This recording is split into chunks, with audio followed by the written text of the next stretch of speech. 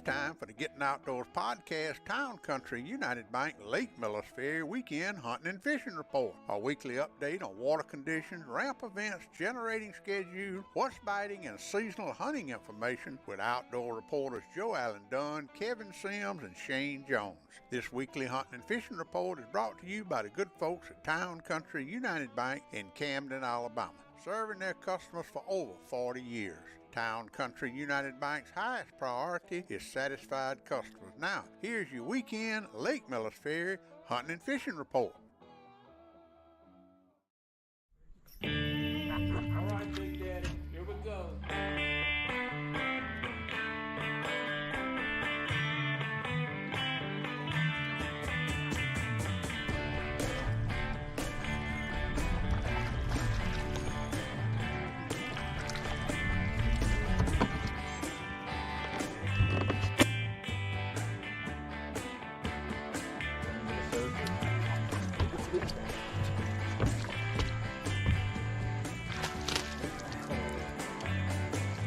There he is.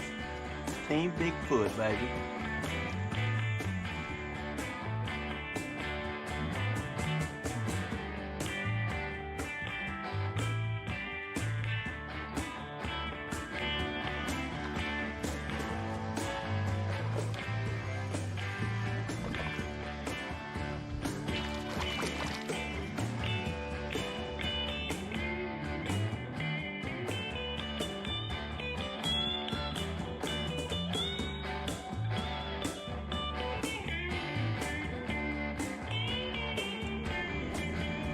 Another one on the B&B Silver Shade.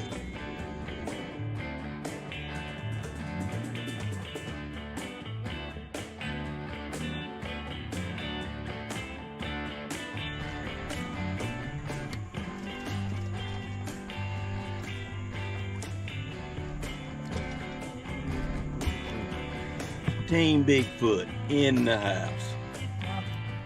Shane Jones crappie fishing. Got it. First one, 2023, smackdown.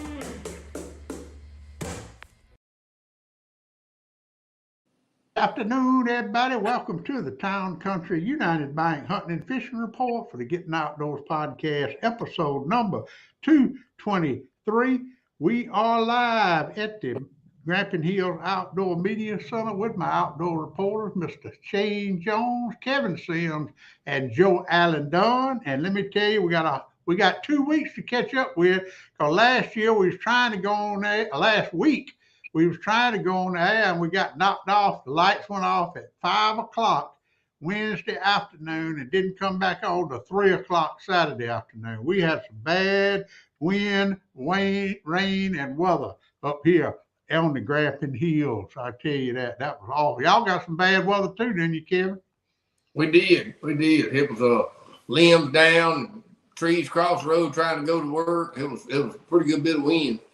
What It about took you, me 3 Shane? days to clean up all these limbs. Yeah, they had some, it wasn't as bad as down y'all got down there, but we had some straight line winds. I don't think it's too much damage up this way.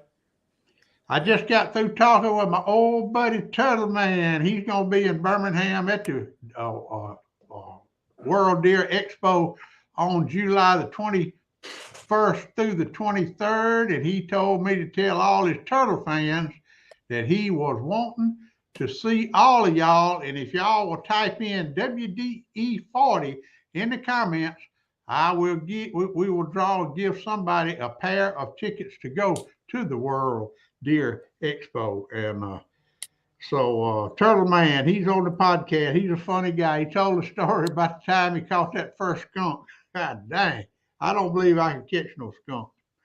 Mm-hmm. All right, tomorrow night, Thursday night, crappie cast on Shane Jones Fishing Facebook and YouTube. Who we got tomorrow night, Shane? John and Jessica and myself, as always, and we got Tim Howell and Ron Hames. They're two guys, crappie guys out of Mississippi. We're going to be talking about crappie fishing and answer some questions, and we're going to talk about Arca Butler. It's a big discussion right now where they drain that lake over there in Mississippi. Mm-hmm. So they're going to give their kind of view on what it's going to do to other lakes, and maybe if they do it to some other lakes over there. So What is that? Is that a Corps of Engineers lake? Yes, all of them cores over there. There's no houses on any of those big four lakes. You got Arca Butler, you got Sardis, Enid, and Grenada. They're all Corps Engineer lakes. And all Are there oxbows? No, they're just backed up rivers. Okay. From what I heard, they dug the dirt to form the lakes to build that Highway 55 up through there. So I'm not sure. But they drained Arca Butler way down, killed a lot of fish. So it's a big controversy about it. It was a lot of fish killed. And they I think it's 10 foot below, winter pool, so it's way down. It backed it way up the river. They drain Grenada down every year, so it gets drained down to where you can't even get in it for 2.5 months. But Arca Butler hadn't been drained since the 40s, I don't think. Dang. All right, tomorrow afternoon, Thursday afternoon, June the 22nd, the Bridgeport Fruit Jar open, and I heard old Ken Clayton crowing like a rooster today. Did you see that, Kevin, where he's been off work, been fishing for 3 days? He telling everybody they better bring it tomorrow afternoon. He sounded like Joe Allen on Facebook a while ago. They better show up and put up. All right, and also this Saturday, I think this is not an open. This is the Extreme Bass West Alabama Team Trail Championship. You have to qualify for that one. It will be at Bridgeport City Landing. John McAlpin is the tournament director. And then next Wednesday, and this has turned out to be a pretty good Wednesday afternoon tournament at the Selma City Marina. They will be blasting off at 4 o'clock till dark, $50 entry fee. You can contact Corey Ingram, 334-412-9406. And then the only other thing I got on my schedule is July the 22nd. And guess who the tournament director is going to be for the Alabama Catfish Series night tournament? Blast off at 7 o'clock p.m., weigh in at 7 o'clock a.m. at Roland Cooper State Park T-Pier. And tournament director is Mr. Brian Big Bama Taylor, 334-368-4883. Y'all call him to get you a boat number, and that'll be a good all-night fishing trip, and it ain't no way to miss Big Bama Bryant, because he'll have his boat lit up like a beer joint out there on the river. I hope he catches a bunch of fish. Let's talk about some stuff that's going on. The Wonder is closing for all of you guys that want to plant dove fields.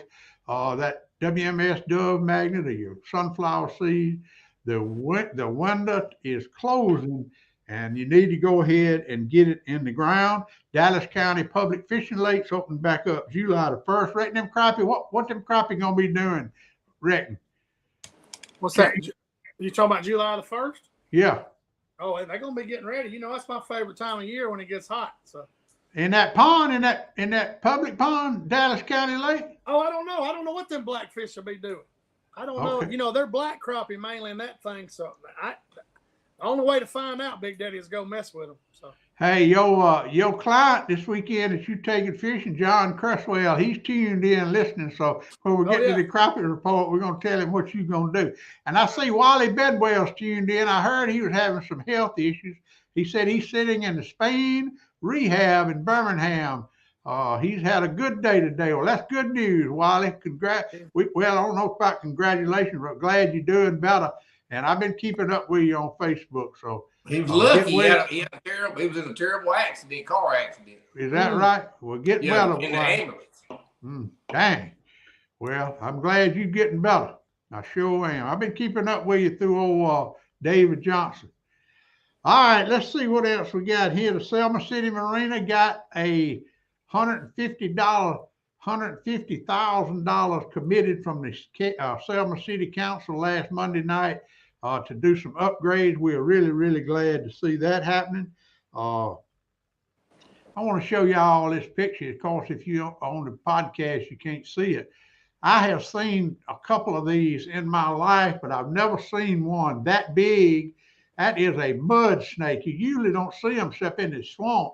And Cody Daniels ran up on that over in Monroe County. That's a big old mud snake. That's the biggest one I've ever seen. That is a pretty snake. You don't see them too often, so I thought I would share that with you.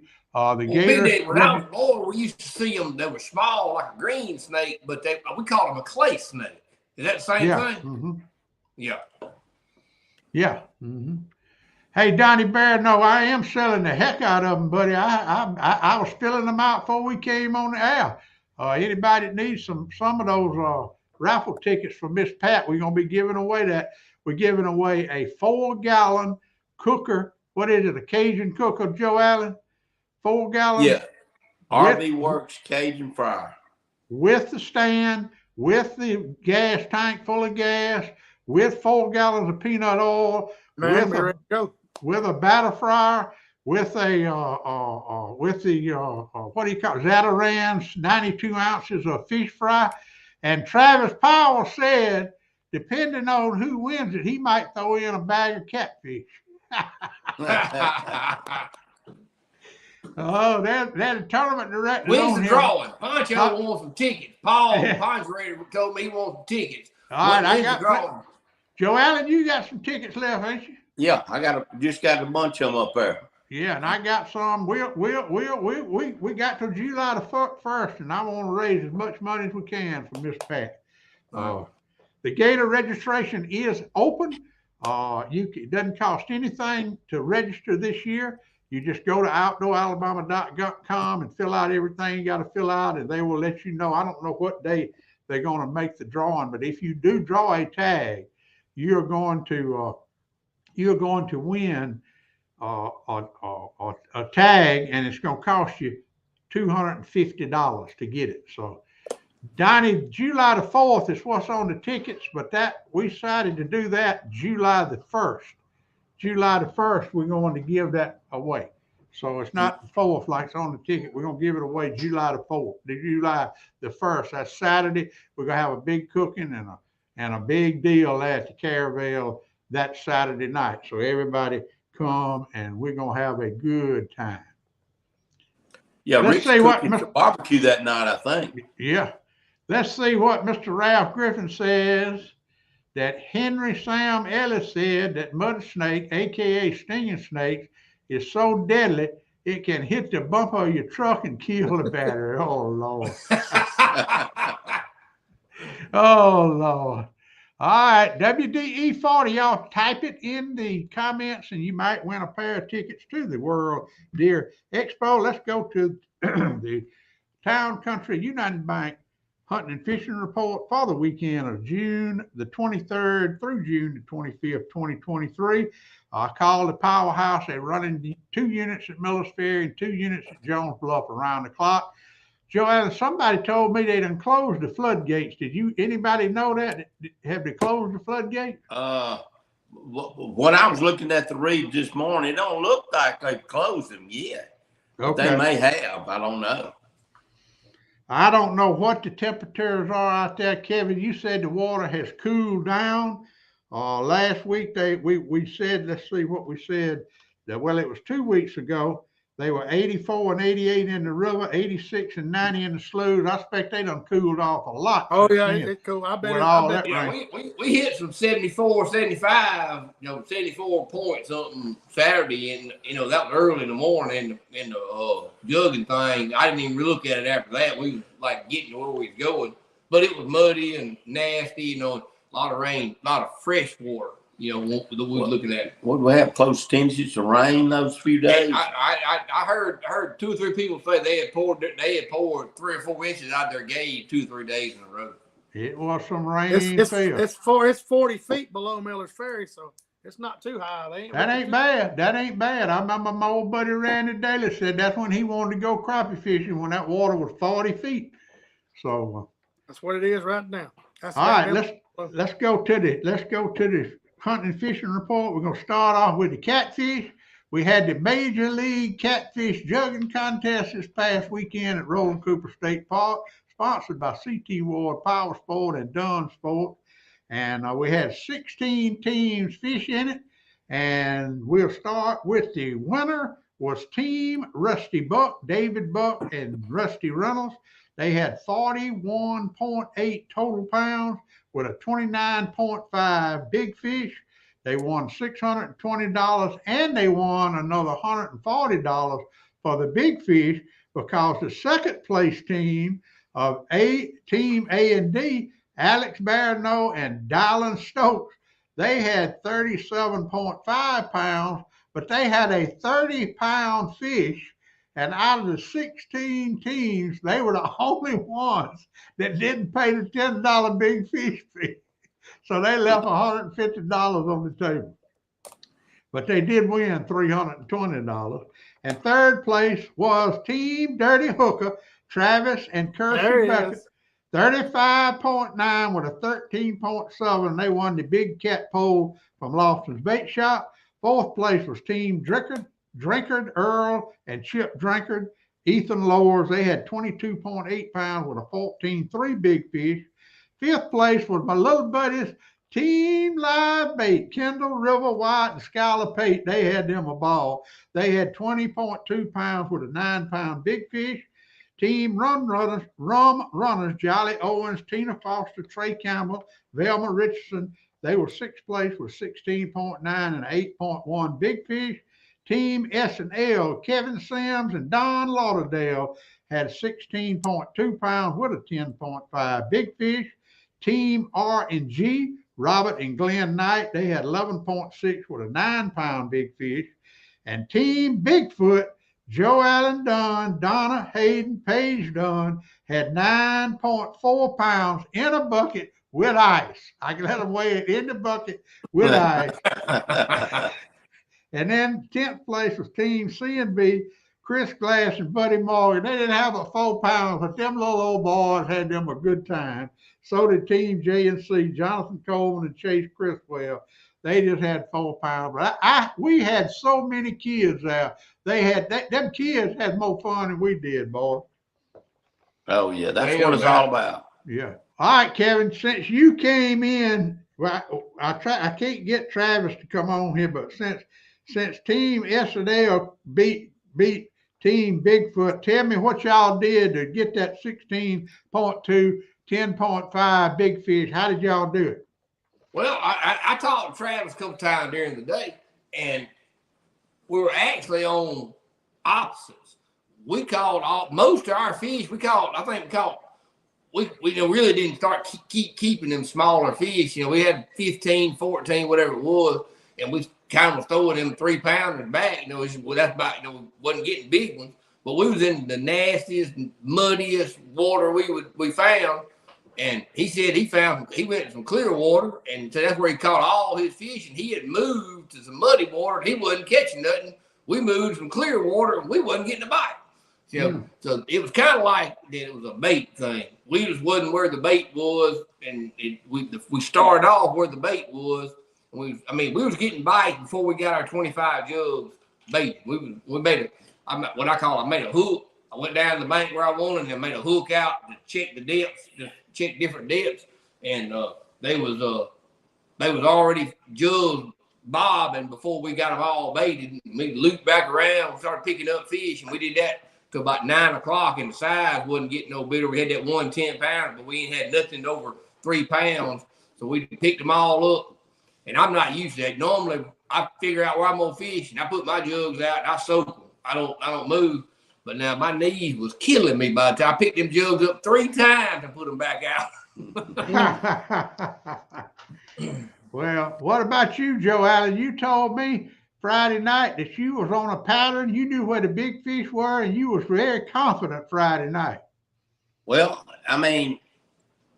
I stayed in the river at first, and we got a bunch of bites at first. We missed the big fish early. And then after that, we talked around, and we made a decision to change our jugs, put the big ones up, go shallow, and then we didn't catch nothing but gar. And we had to go back and get the big jugs and put them back out in the river and caught some more small fish. But I think the big fish bite was over early, or we didn't have them up close enough to the bank to get in the tops and all, because the guy that won it, he said he caught, his fish out in the river right up, Yeah. Just before the tournament ended, So it just depended on, I think everybody caught fish. It's just you had to throw it right on top of one of them's head out in the deep water. I think was probably still the best. Yeah, but that river was a mess. It was a mess. Yeah. But I don't know where was Travis fishing. Do you know, Kevin? He didn't say. He went. He told me he did come back up the river and went in Liddell's. He said it looked like chocolate milk in there. Yeah. But he was on a flat out on the lower end in 6 foot of water. Mm-hmm. Well, Liddell's, when the river gets at this point with the amount of current, Pine Barren connects to Liddell's through the woods. Yeah. And that muddy water comes through there, and that's why Liddell's never gets muddy like that. Never get like where the boat's making a trail through it. But whenever you get this quick high water, quick dropping, and all that water falling out there, it'll cut through the woods there because it's not that far by the crow flies from Liddell's Slough to Pine Barren Creek. It sure ain't. All right. Well, congratulations to Team Rusty Buck, David Buck, and Rusty Reynolds. I think they from over at Meredith Landing. And they put on a show, and they are the new reigning champions. And Jessica told me yesterday she wants to do another one, and she wants to do it a little more organized than this one. So I told her that I would help her all I could help her. We just need to tweak it a little bit. But I thought everything went pretty darn good. I did. All right, if they come in this weekend to the Roland Cooper State Park or anywhere to catfish Joe Allen, what they need to do, what they need to bring, what kind of bait they need. I mean, it's falling back out, and I still say the river is where they at. I know most of the sloughs that we didn't catch nothing but gar, and it's going to be back out now. So in the river, fresh shad or skipjack, that's going to be the key. All right, 10-4. So y'all come on this weekend. All right, let's go to bass fishing. Maddie had her extreme bass summer team trail out of Bridgeport City Landing this weekend. She had 29 boats. She paid 4 places. Tori and Kevin Jones were 4th place with 1078. Sam Noble and Kenny Roman had 1089. Corey Ingram and Will Tipton had 1208 for 2nd place. And 1st place was Tony Tarver and Keith Tarver. They had 1557, but the big fish was 654. So it looked like it wasn't no good day for I see fish all the way down to 11th place, but the 10-pound bags ended at 5th place. Kevin, what does that tell you? Well, I mean, it was that we come out. I seen them all. Everybody was running from the river. It was so bad, and all that was all fishing in the sloughs and pockets, And bass just don't make those big adjustments. I mean, whenever you get a big sudden change like that in a 24-hour period, it's they're not gonna feed as good. I mean, you still find a few here or there, but we're still in this Mayish June. You still got fish. You got fish in the river. You got fish in the slough, but everything changed. The temperature went down. The water got muddy. You got way more current than they wanted at this time of year. That's like winter time. You know what I mean? When you got big winter rains, everything changed, and your spots could probably completely shut down, and then the largemouth it really got finicky, and you had to really get in the right area, a little bit of luck. I doubted anybody's pre-fishing prepared them for what they done because it changed so fast. Yeah. Mm-hmm. All right, this weekend, John John's Extreme Bass Challenge West Alabama Team Trail Championship. What would you do if you was fishing in it, Kevin? Any green in the water, mats, trees, limbs, inside of the creek, inside of the river curve, sawgrass on the river that's got have another foot, 18 inches of water around it, flipping and punching. But the mats is gonna be gold this weekend. And Shane, you said I guarantee you there's some green trees in that water after that weather we had last week. Right. If they in the water, it's gonna be your bait's gonna be in there in the morning early. and get in there with personally, I like to throw a lighter spinnerbait quarter, lighter jig, swim jig.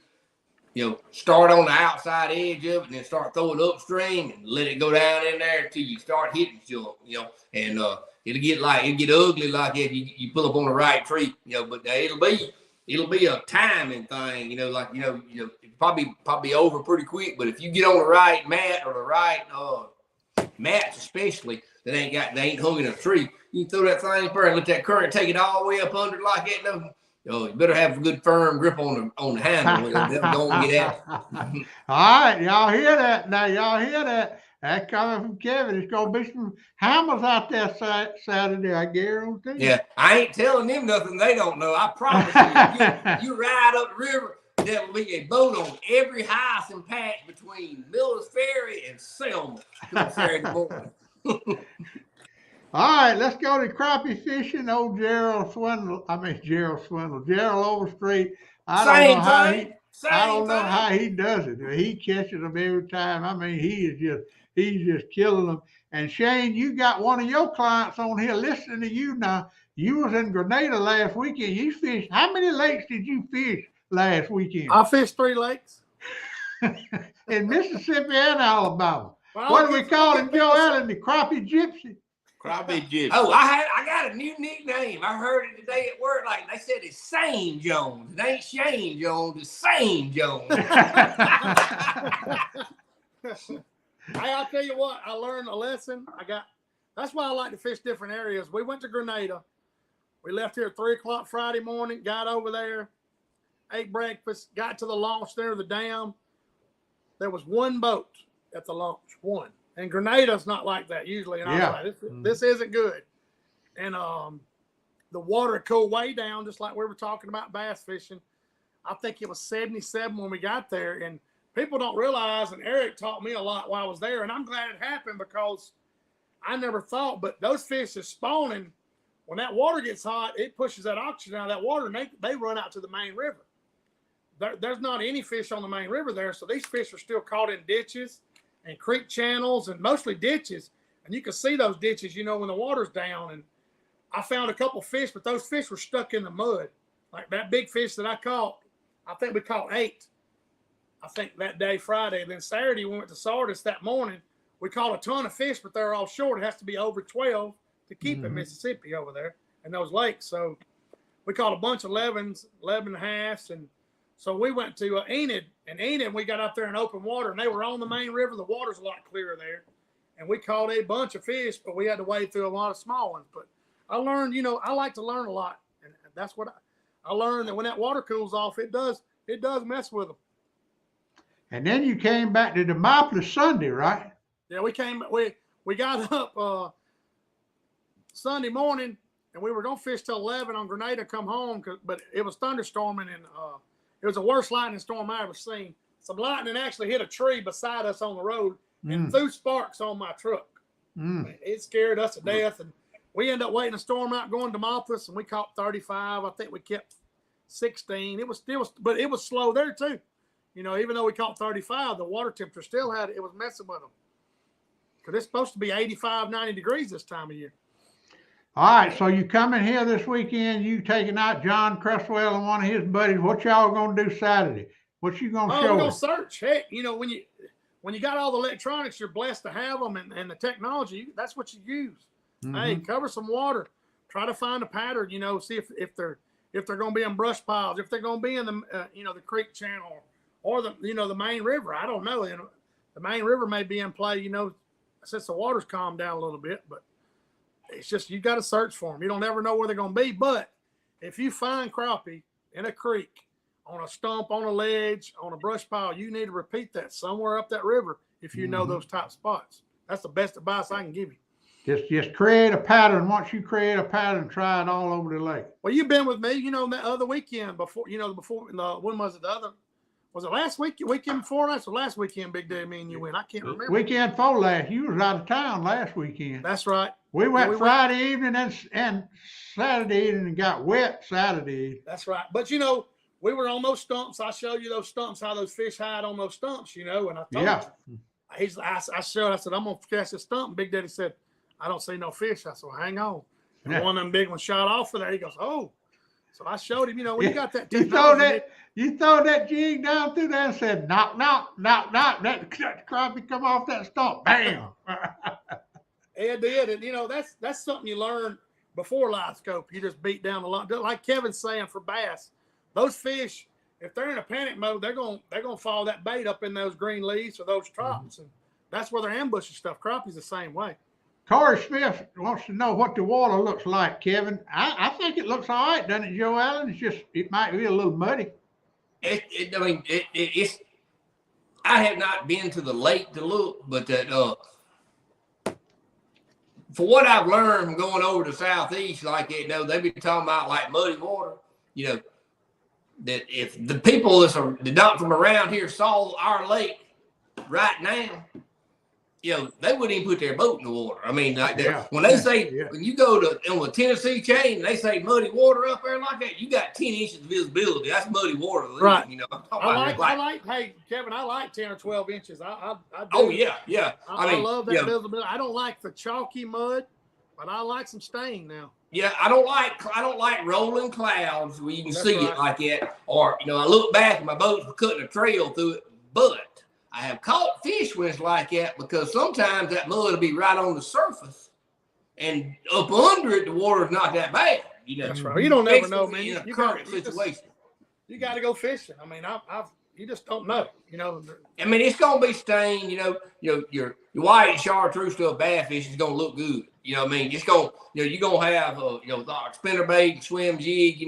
They're gonna be good in the morning. Crankbaits, your cuts and stuff like that. You're gonna start getting fish more summertime positioned because it's time for them to get in summertime positions. Right. But I think that with the water being up in the trees, it's gonna cause some of these fish to hang back and stay on this May pattern a little bit longer than. Just because we got a high water. I mean, it's not going to be, I don't think you're going to see any kind of low water conditions this weekend. I don't believe it. I looked at when you said 40 foot, I pulled it up and I looked at the graph and there was a distinct drop. And then the projection shows a little bit going up. So that tells me that they closed some of the gates or all of them and going back to the powerhouse. And when you said 2 units running, that tells me that they closing some of the gates. Yeah. And I'll tell you something else. It is June the 20th, 21st. And that water temperature in the river has barely hit 80 degrees. Yeah, it's supposed to be it's supposed to be in the high 90s right now.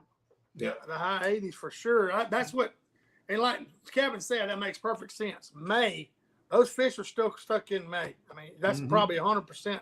I agree with him 100% because, again, the bait moves because of lack of oxygen when the water gets hot, and those fish set up in the same areas. Because in July and August and September, I catch them in certain places, and that's where they're supposed to be starting to get in right now.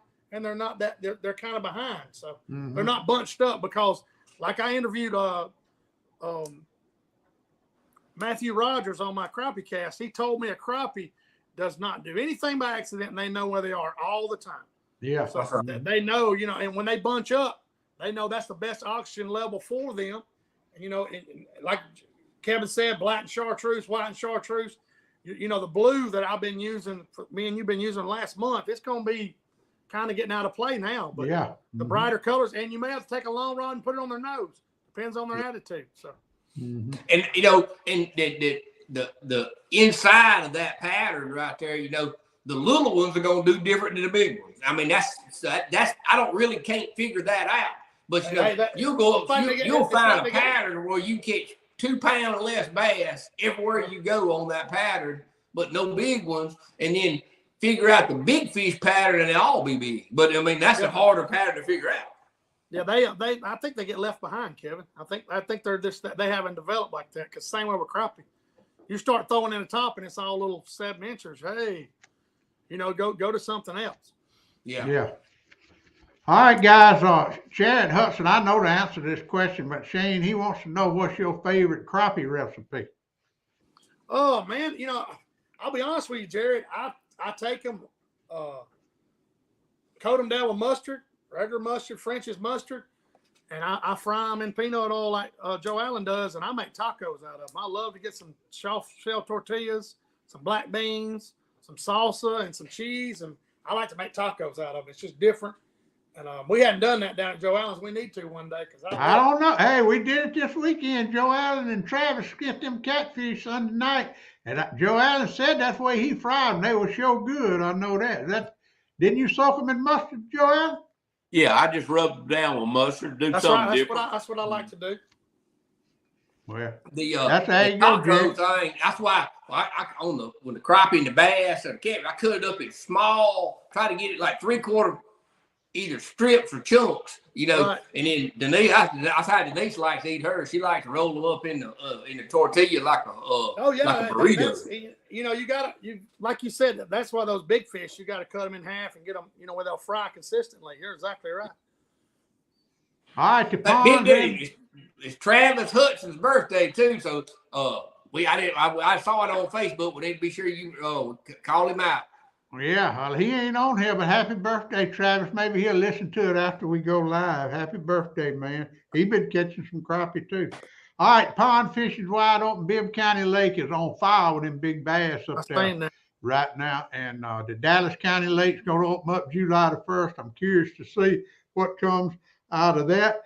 Turkeys, I have had two very good friends, I'm not going to call their name, that spent a lot of time, a lot of money planting chufas, and them turkeys are scratching every seed out the ground. Out the ground.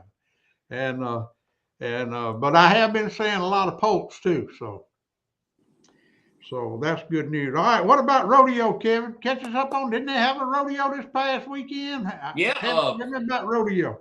Well, Brody then went to Marion, and I was headed that way, and the rain, they ain't got no cover, so I backed out and turned around and went back home. He rode. He drew a really good horse, a winning horse. He did buck off, but he had about a 6-second ride. But land got pretty nasty, and then they jumped in the truck. They got through there. They drove to South Louisiana down there to a rodeo down there, and his rodeo buddy he ended up winning. He got $700. Brody bucked off down there, but now they got down there. Mr. J, he brought some horses, some new horses, some real deal horses, and Brody had about a 6 second again. He ain't finishing right now, but that noticeable improvement with a good mark out. About halfway through the ride, he quit lifting, and he ended up getting bucked off. But and then he showed up at my house. He got him a new dog, and he showed up at my house for Father's Day, and we had a wonderful afternoon. Him and Gavin came. Gavin's daddy was offshore, so he came, and I cooked for him. And Tristan, his wife, came. We had an excellent weekend. Rusty said they got one in Butler, July the 28th through the 29th. Is he gonna ride in that one? Yes, sir. That's a NSPRCA. He'll be there, and Tristan and them will be going to defend their title. Him and it was him and two of the guys he works with. They won the dressing the cow. That you got to catch it and put the panties on it, and they won that. So they're gonna defend their title doing that. You need to get me some video of that now. I tell you what, that's gonna be your assignment, to get some video of dressing the cow. I'll try to send you the old video, because Tristan helped him get it stopped, and then he went to looking for the panties, and they had the panties over the whole time. He makes the loop goes back over, and they finally got that thing on the ground. I'm going, what about 800-pound can? That's what big, and it was mud about 6 inches deep. And I said, he got to first place, and Brody got hurt. He got hung up and got kicked in the ribs. We had to take him to the hospital. But I asked Tristan, well, how much y'all win? He said, well, we split it. We got $12.50 apiece. I had mud from head to toe. All right, Joe Allen, Father's Day is over with. Did you sell out everything? Anything done sports you need to get rid of? Or have you even been over there? Well, we're coming up on July the 4th. We've still got a lot of AFSCO stuff, Coaster sunglasses, got some Calcutta coolers, anything for the summertime beach or river experience. So we got it over there. A lot of T-shirts too. And we're gonna start. We're starting that. Gonna start putting our dove shells out for July the 4th too. We got a good many dove shells. I've been looking, caught a bunch of them. So gonna have some Fiocchi, some high brass, 7/2, 8s, and 9s, and I got the 20 gauge is gonna be really, really tight again this year, but I got a few 20 gauge coming in too. Good. All right, tomorrow night, Crappie Cast, Thursday night, Shane Jones Fishing, YouTube and Facebook. What we're gonna talk about tomorrow night, Shane? Oh, we're gonna have Tim Howell and Ron Hames on there. There's two guides out of Mississippi. They've been guiding a long time. They're gonna come on and talk about Mississippi fishing and the drain of Arca Butler, and we're gonna talk about Grenada, my trip to Grenada, and there'll be people asking questions. Just come on there and have some fun with us. We're gonna be on there. John and Jessica will be on there with you, and that's always a fun show. I really enjoy watching it every Thursday night. Yeah, it's growing pretty fast. All right, guys, thank y'all for taking your time to be here today. You always bring some great advice. And what you gonna do this weekend? You coming over here, Joel? Oh yeah, I got to bring you a generator. Yeah, Kevin, what about diamond bait? You and y'all still doing your research and development on diamond bait? Well, he got another new product that he done come up with.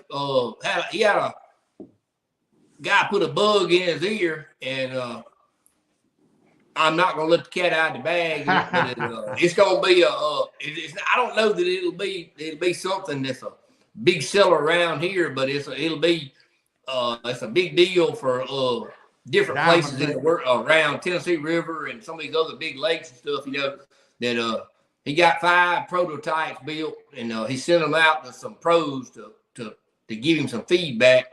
And I don't think that we can get that much out of them around here, but it's gonna be big too. He got a new supplier, adding lots of stuff to the online store. Still selling a few A-rigs up north. We working hard on inventory. We started with 3.5. We got almost 5,000 of them ready.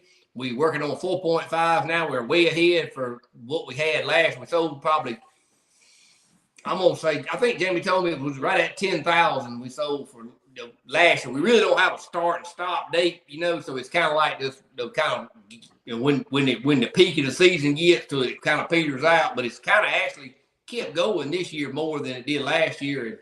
But we're gonna try to get, over 10,000 of them on the shelf, so we can fish a little bit more. It ain't building A-rigs all summer, What about the pit bull clippers? Did he get them back in stock?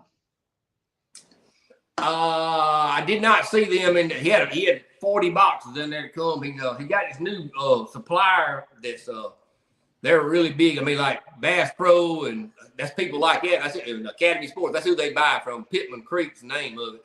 And it's kind of unusual. They don't normally do.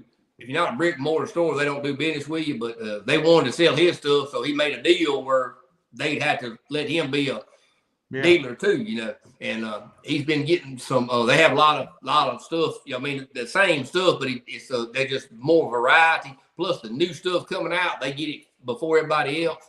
And the sales, that's the big thing. He gets all these emails.